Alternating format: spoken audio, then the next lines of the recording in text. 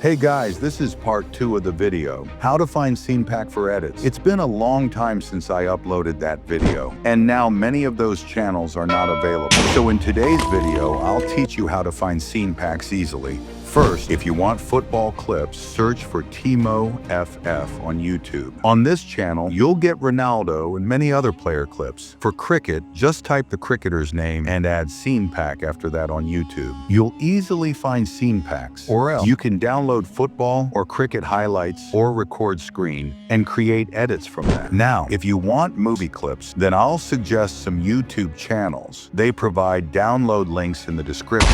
If not, you can record the screen. And yes, you can also join Discord servers. After joining, you'll get all types of scene packs easily. This is my own server. If you want to talk to me personally, join my server. We can talk in private and I'll help you. These are the channels I personally use for downloading scene packs for my edits. Drop your feedback in the comments section of this video. See you in another video. Till then, bye.